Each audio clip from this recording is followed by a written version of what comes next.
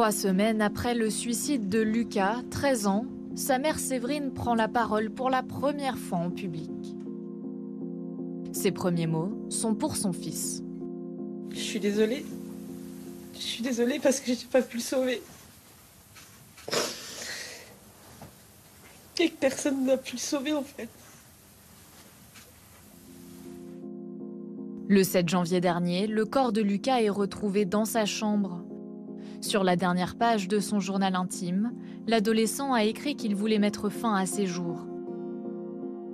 Un suicide sur fond de harcèlement homophobe qu'il affirmait subir dans son collège de Golbet dans les Vosges. Pour moi, oui, c'est le harcèlement qui a été l'élément déclencheur. Le 11 janvier, 4 jours après la mort de Lucas, le procureur d'Épinal annonce ouvrir une enquête.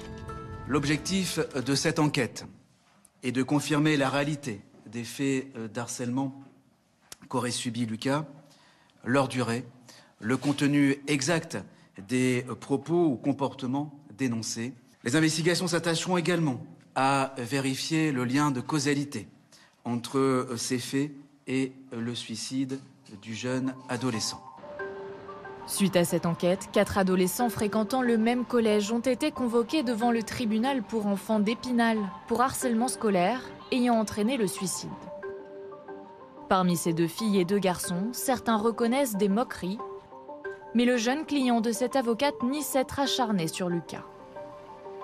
En tout état de cause, il a été choqué, d'une part par le drame qui est arrivé à son camarade, et puis par le fait d'être mis en cause. Mais il n'empêche qu'il conteste fermement avoir commis toute forme de harcèlement concernant Lucas. Depuis mars 2022, le harcèlement scolaire est passible de 3 ans de prison, 10 s'il entraîne le suicide de la victime. Mais pour la mère de Lucas, l'essentiel n'est pas là. J'imagine aucune peine pour un adulte. C'est un gamin, donc je veux que ça les fasse réfléchir, qu'ils ne recommencent pas et puis qu'ils mènent des actions peut-être derrière. Je suis quand même obligée de leur en vouloir. Et voilà, mon fils, il est plus là, quoi. Parce qu'ils n'ont pas été cool, ils étaient méchants avec lui. Et voilà, mais si je pouvais aider les autres avec leur ressenti à eux, ça serait une victoire de plus, un pas en avant. Au-delà des élèves harceleurs, l'établissement en a-t-il fait assez pour protéger Lucas?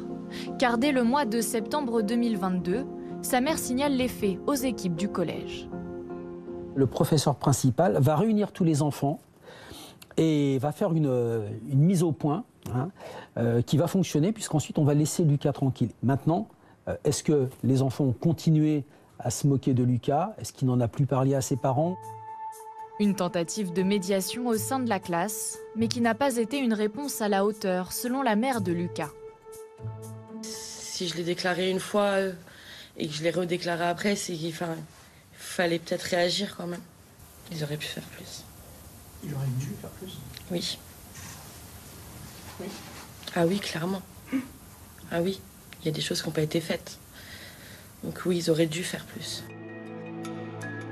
Une fois passé le temps du deuil, la mère de Lucas souhaite intervenir partout, dans les écoles et les collèges, contre le harcèlement, au nom de son fils. D'ici là, la mémoire du garçon de 13 ans sera honorée chez lui à Épinal ce dimanche, à l'occasion d'une marche blanche.